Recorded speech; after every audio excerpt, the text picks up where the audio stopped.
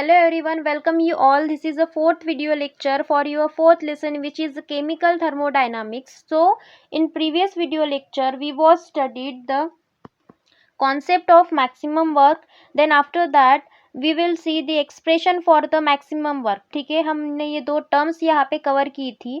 इसके बाद हमने जो हमारा मैक्सिमम वर्क है उसके बेसिस पे हमने कुछ न्यूमेरिकल्स भी सॉल्व किए थे. ठीक है, न्यूमेरिकल्स से कुछ हमने बेसिक भी टर्म्स देखी थी कि न्यूमेरिकल में कौन सी टर्म्स यहाँ पे यूजफुल होने वाले हैं. ठीक है, ये सभी टॉपिक हमने यहाँ पे कवर किए थे. अब देखिए इस वीडियो लेक्चर में हमें इंटरनल एनर्जी क्या होता है, देन एंथैल्पी हम नेक्स्ट वीडियो लेक्चर में स्टार्ट करेंगे. आपका जो फर्स्ट लॉ ऑफ थर्मोडायनामिक्स, ये भी टॉपिक हम इस वीडियो लेक्चर में कवर करने वाले हैं. सो देखिए इंटरनल एनर्जी से स्टार्ट करते हैं. अब इंटरनल एनर्जी पढ़ने से पहले इसका आपको एक एग्जांपल दे देती हूँ. देखिए आप खाना खाते हो तो वो जो खाना है आपके बॉडी में एक एनर्जी के फॉर्म में स्टोर होता है. ठीक है, जब आप वर्क करते हो, कुछ काम करते हो, तो उस मतलब एनर्जी का आपको यूज़ होता है. ठीक है, तो जो आपकी इंटरनल एनर्जी बिल्कुल सिमिलर है.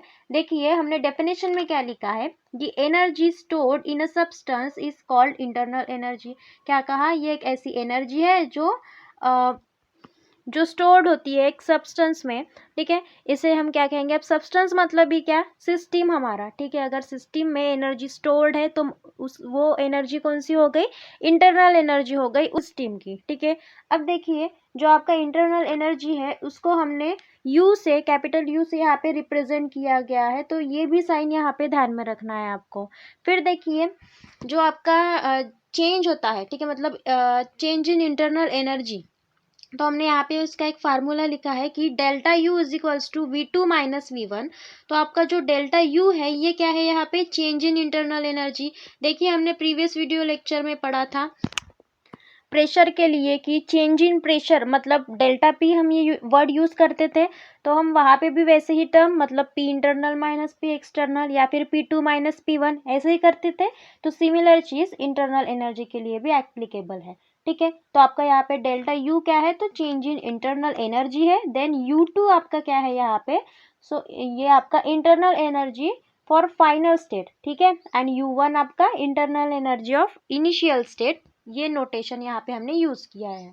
सो देखिए अब यहाँ पे और एक बात ध्यान में रखिए, जो हमारा इंटरनल एनर्जी होता है मतलब ही यू, ये कैसा है, एक स्टेट फंक्शन है एंड एक्सटेंसिव प्रॉपर्टी है.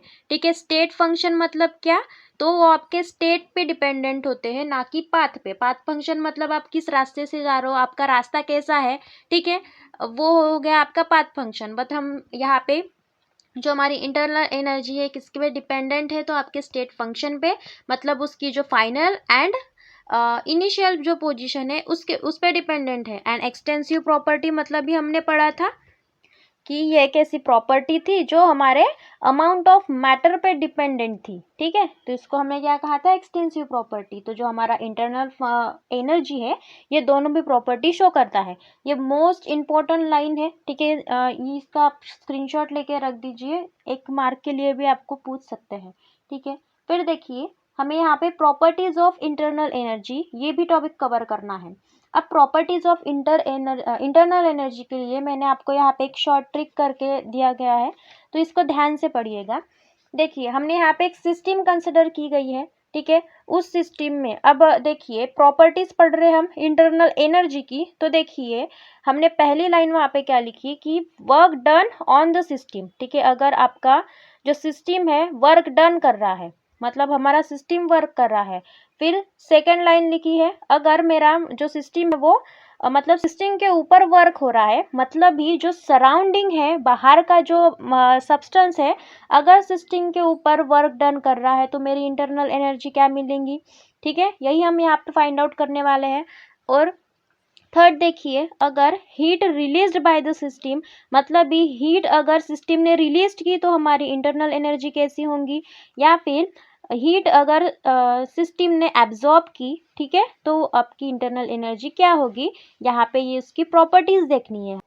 सो अब देखिए अगर हमारा जो सिस्टम है उस सिस्टम के ऊपर अगर वर्क हो रहा है, मतलब ये सराउंडिंग के थ्रू सिस्टम के ऊपर वर्क हो रहा है, तो जो आपकी इंटरनल एनर्जी है ये बढ़ेंगी या घटेंगी? ऑब्वियसली हमारे सिस्टम ने कोई वर्क किया है क्या? यहाँ पे नहीं किया, तो बाहर से सिस्टम के ऊपर वर्क हुआ है, दैट्स वाई जो हमारी इंटरनल एनर्जी है ये क्या हो रही है? यहाँ पे इंक्रीज होंगी। तो हमने यहाँ पे लिखा delta U is equals to positive, मतलब ये पॉजिटिव में कन्वर्ट हो जाएगा। ठीक है, क्यों? बिकॉज यहाँ पे सराउंडिंग के थ्रू वर्क हो रहा है सिस्टम के ऊपर। ठीक है, क्लियर है? फिर देखिए, अगर हमारे सिस्टम ने अगर वर्क किया तो यहाँ पे फिर वो इंटरनल एनर्जी की वैल्यू कैसी हो जाएंगी? निगेटिव हो जाएंगी। तो दैट्स वाई मैंने यहाँ पे लिखा delta U is equals to negative. ठीक है, अगर अब देखिए third point, if heat released by the system. ठीक है, अगर आपके सिस्टम ने हीट को रिलीज किया, मतलब सिस्टम के अंदर से हीट बाहर जा रही है, मतलब ये हम वहाँ पे क्या कर रहे हैं? हीट को लॉस कर रहे हैं, और लॉस होना मतलब हमारे सिस्टम का खर्चा होना। तो दैट्स वाई यहाँ पे साइन कौन सा आएगा? हम इंटरनल एनर्जी का निगेटिव। ठीक है, तो दैट्स वाई हमारी यहाँ पे इंटरनल एनर्जी निगेटिव हो जाएंगी। और अगर जो हमारा हीट है सिस्टम ने एब्जॉर्ब की, मतलब बाहर से लिया, तो जो आपकी इंटरनल है वहाँ पे ये पॉजिटिव हो जाएंगे। ठीक है, ये बेसिक टर्म है, हमने मतलब जब हम वर्क एंड हीट इसको कोरिलेट करके पढ़ रहे थे, ठीक है, वहाँ पे भी हमने प्रॉपर्टीज डिस्कस की थी नेचर ऑफ हीट में, तो ऐसे ही बॉक्स बना के पढ़े थे वहाँ पे, तो यहाँ पे भी हमने वैसे ही इसको कवर किया है। ठीक है, फिर देखिए इसके बाद अब हमें देखना है which is most important part, first law of thermodynamics. ठीक है, हमें थर्मोडायनामिक्स का पहला लॉ पढ़ना है। तो देखिए पहले इसका स्टेटमेंट देख लेते हैं। यहाँ पे 3 स्टेटमेंट है, आपकी मर्जी, आपको जो अच्छा लगे वो आपको पेपर में लिख के आना है। ठीक है, अब देखिए पहला जो स्टेटमेंट है क्या है? Energy of the universe remains constant. ठीक है, क्या कहा उन्होंने? कि जो यूनिवर्स की एनर्जी है ये कैसी होंगी? कांस्टेंट रहेंगी। ठीक है, मतलब चेंज नहीं हो रही है एनर्जी। अब यूनिवर्स मतलब क्या? तो आपको देखिए मैंने वीडियो के मतलब हमने जब टॉपिक ये स्टार्ट किया थर्मोडायनामिक्स का, तो हमने स्टार्टिंग में ही पढ़ा था कि यूनिवर्स ये सिस्टम एंड सराउंडिंग ये 2 चीज़ों से मिलके बना है। ठीक है, तो देखिए अब यहाँ पे सिस्टम एंड सराउंडिंग इन दोनों की जो एनर्जी है वो कैसी होंगी? कांस्टेंट होंगी। ठीक है, ये ऐसे किसके अकॉर्डिंग है? तो फर्स्ट लॉ ऑफ थर्मोडायनेमिक्स के अकॉर्डिंग।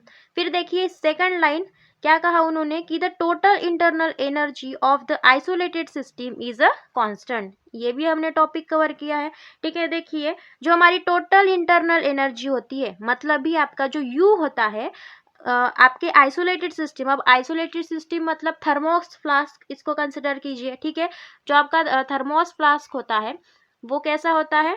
आइसोलेटेड होता है। आइसोलेटेड मतलब क्या? जो अपना एनर्जी लॉस भी नहीं करता और हीट भी लॉस नहीं करता, मतलब वहाँ पे हीट एंड एनर्जी का एक्सचेंज नहीं होता सिस्टम एंड सराउंडिंग के बिटवीन। ऐसी टर्म को हमने क्या कहा था? Isolated system. ठीक है, तो यहाँ पे देखिए ये भी कैसा होना चाहिए? कांस्टेंट, मतलब कांस्टेंट रहता है आपकी टोटल इंटरनल एनर्जी। क्यों रह रहा है टोटल इंटरनल एनर्जी कांस्टेंट? यहाँ पे समझा? इस टॉपिक को, इस लाइन को और एक बार कवर करते हैं। ठीक है, क्या कहा मैंने यहाँ पे? कि जो आपकी टोटल एनर्जी होती है ये आइसोलेटेड सिस्टम की कांस्टेंट होती है। क्यों कांस्टेंट होती है? बिकॉज वहाँ पे हीट एंड एनर्जी का लॉस नहीं होता, दैट्स वाई हमारी इंटरनल एनर्जी भी कैसे रहेंगे? फिर कांस्टेंट रहेंगी। ठीक है, अब देखिए थर्ड लाइन, क्या कहा है वहाँ पे? थर्ड स्टेटमेंट हमारा, energy is neither created not destroyed and can only be converted from one form to another form. ठीक है, क्या कहा हमने? कि जो हमारी एनर्जी होती है ना तो हम उसको बना सकते हैं, ठीक है, क्रिएट नहीं कर सकते, और ना ही उसको डिस्ट्रॉय कर सकते हैं, बट आप उस एनर्जी को एक फॉर्म में से दूसरे फॉर्म में कन्वर्ट कर सकते हैं। ठीक है, तो ये हो गए आपके 3 law according to first law of thermodynamics. ठीक है, अब देखिए इसका फार्मूलेशन। ठीक है, पेपर में आपको फार्मूलेशन भी पूछ सकते हैं, तो फार्मूलेशन भी पढ़ लेते हैं कि formulation of first law of thermodynamics क्या होता है। सो देखिए हमने यहाँ पे लिखा, increase in internal energy of a system is equal to the sum of a quantity of heat supplied to the system and amount of work done on the system। ठीक है, बिल्कुल सिंपल डेफिनेशन है। क्या कह रहे हैं वो यहाँ पे?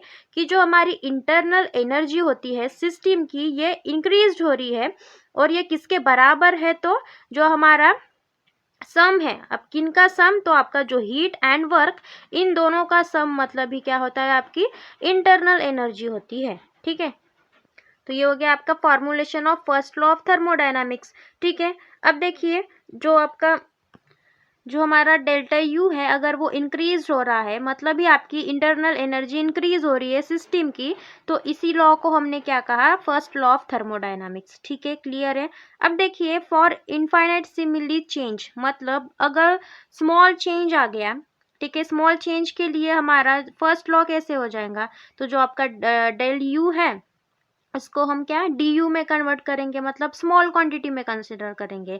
तो हमने यहाँ पे लिखा D U is equals to D Q plus D W. ठीक है, ये स्मॉल क्वांटिटी के लिए आपका फार्मूला है, सिमिलर टू फर्स्ट ही है। ठीक है, तो ये हो गया आपका इक्वेशन नंबर 2।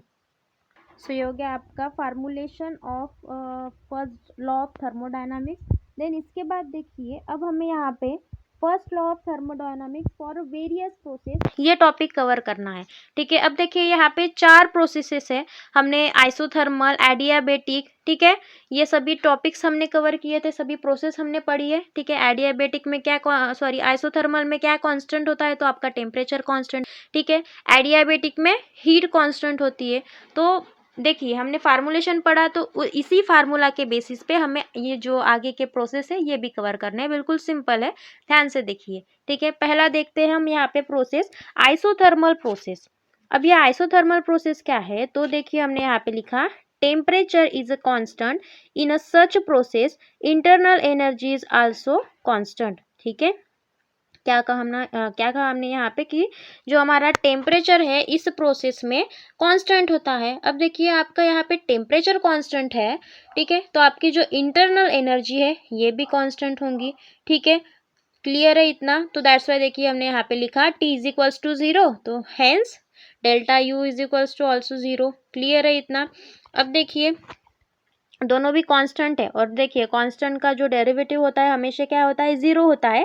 दैट्स वाई मैंने यहाँ पे टेम्परेचर को यहाँ पे 0 कर दिया एंड डेल्टा यू को भी 0 कर दिया। ठीक है, फिर देखिए फॉर आइसोथर्मल प्रोसेस, आपकी जो आइसोथर्मल प्रोसेस है इसकी कंडीशन के लिए पहले तो फार्मूला लिख दीजिए। फर्स्ट लॉ ऑफ थर्मोडायनामिक्स का क्या है, delta U is equals to Q plus W. अब देखिए यहाँ पे आपको डेल्टा यू की वैल्यू कितनी मिल रही है, 0 मिल रही है।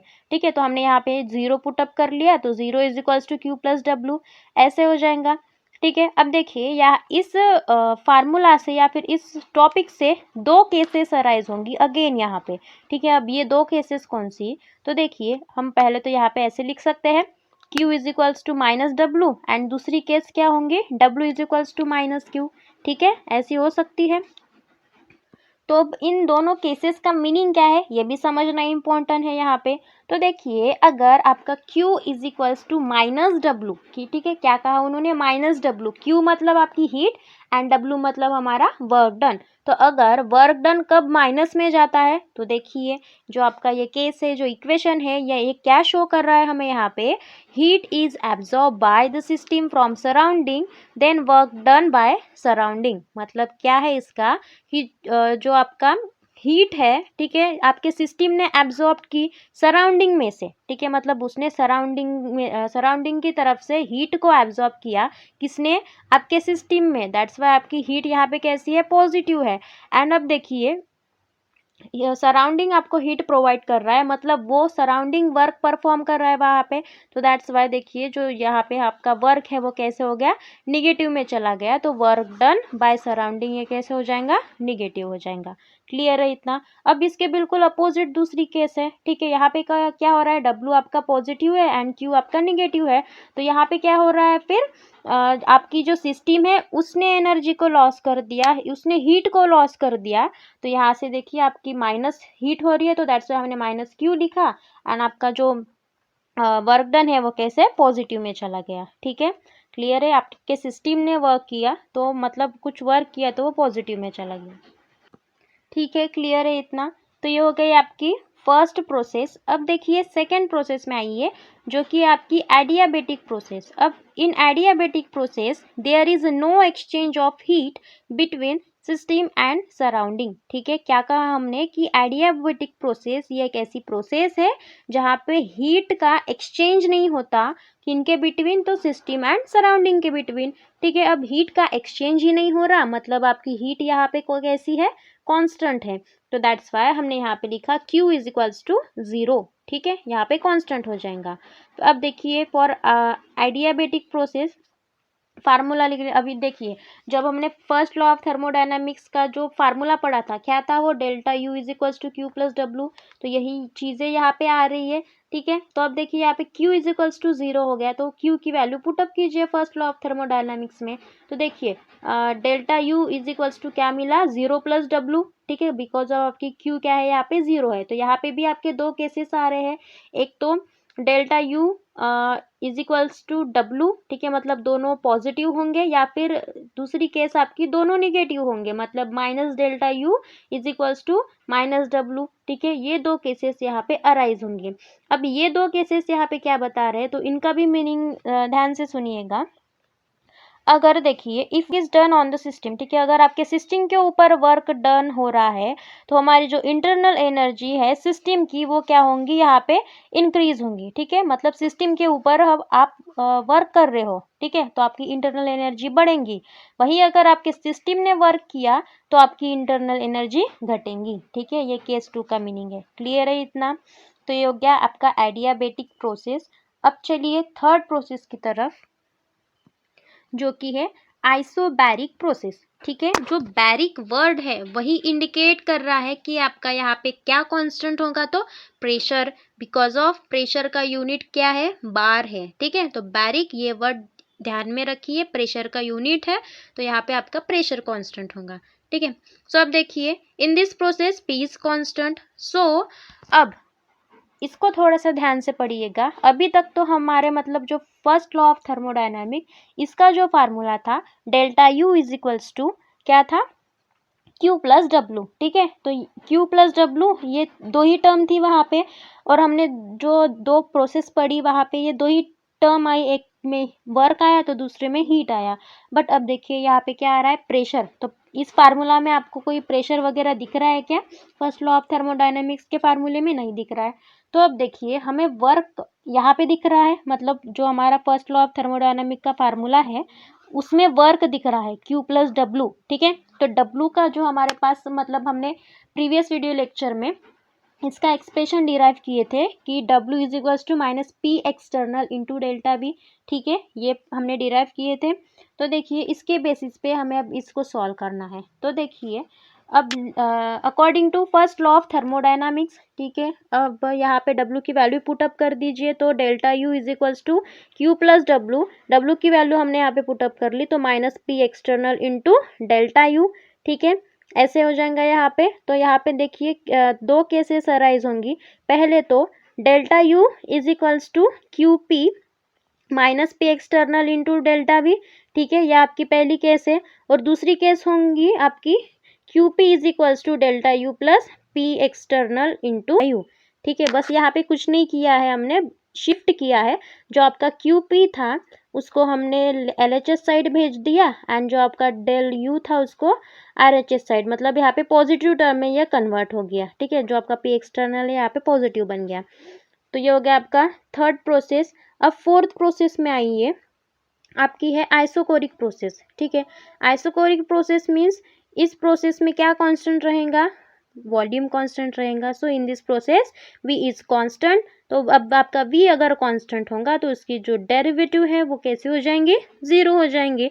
सो delta V is equals to क्या लिखा हमने यहाँ पे, 0 लिखा। अब देखिए जो आपका फर्स्ट लॉ ऑफ थर्मोडायनामिक्स है उसमें V का भी वैल्यू गिवन नहीं है, मतलब V जो यूनिट है, नॉट ए यूनिट, मतलब वॉल्यूम का यूज़ नहीं है। ठीक है, तो अब ये वॉल्यूम अगेन आपको कहाँ से लाना पड़ेगा, वर्क से ही लाना पड़ेगा, जो आपका वर्क का फार्मूला है। तो देखिए वर्क का फार्मूला क्या है, W is equals to minus P external into delta V. ठीक है, ये आपका पहला फार्मूला। तो देखिए अब यहाँ पे आपका जो डेल्टा वी है ये कैसे है, 0 हो जा रहा है। तो अगर हमने यहाँ पे वैल्यूज पुटअप की तो क्या हो जाएगा, W is equals to minus P external into 0। So आपको W की वैल्यू यहाँ पे क्या मिल जाएंगी, 0 मिल जाएंगी। ठीक है, 0 मल्टीप्लाई बाय 0 क्या हम मिलता है हमेशा, मतलब 0 मिलता बाय एनी टर्म गिव्स 0। ठीक है, तो आपका यहाँ पे वर्क डन भी कैसे मिल रहा है, 0 मिल रहा है। So according to first law of thermodynamics, delta U is equals to Q plus W. ठीक है, अब डब्लू की वैल्यू कितनी आ रही है, 0 आ रही है, तो वैल्यू पुटअप कर दीजिए डब्लू की। तो क्या मिला आपको यहाँ से, delta U is equals to Q. अब मैंने यहाँ पे क्यू वी क्यू लिखा बिकॉज ऑफ यहाँ पे आपका कांस्टेंट क्या है, वॉल्यूम है, तो दैट्स वाई मैंने यहाँ पे क्यू वी ये टर्म लिखी। ठीक है, नहीं तो आप पे आपका क्यू ही आप क्यू भी लिख सकते हैं। सो देखिए अब यहाँ पे क्या दिख रहा है इस फार्मूलेशन से, इस प्रोसेस से आपको, कि change in internal energy is equal to the heat supply at a constant volume. ठीक है, जो आपकी इंटरनल एनर्जी होती है ये आपके हीट सप्लाइड की मतलब हीट सप्लाई से इक्वल होती है, इक्वल रहती है। ठीक है, दोनों भी टर्म कैसी होती है, इक्वल होती है। कब इक्वल होती है, जब आपका वॉल्यूम कांस्टेंट होता है। ठीक है, तो ये हो गई आपकी फोर्थ प्रोसेस, आइसोकोरिक प्रोसेस। ठीक है, और एक बात, जो आपकी आइसोकोरिक प्रोसेस है यहाँ पे, ठीक है, जो आपका क्यू वी आ रहा था ना, जो ये आपकी क्यू वी टर्म है, ठीक है, ये आपकी टर्म क्या है, स्टेट फंक्शन है। क्यू स्टेट फंक्शन, देखिए मैंने क्या कहा अभी अभी आपको कि delta U is equals to Q V, मतलब जो आपका डेल्टा यू था ये तो आपका स्टेट फंक्शन था। ठीक है, तो आपका अगर यू स्टेट फंक्शन हो सकता है, दोनों भी इक्वल में ही है, इक्वल टर्म है, तो आपकी ऑब्वियसली जो क्यू है, जो आपकी हीट है in presence of sorry eight a constant volume, वो भी कैसा हो सकता है, मतलब वो क्या है, आपका स्टेट फंक्शन है। ठीक है, क्लियर है इतना। सो आज के लिए बस इतना ही। अगर आपको इसके रिगार्डिंग कुछ डाउट होगा तो please let me know in the comment section, and if you like this video so please like share and subscribe.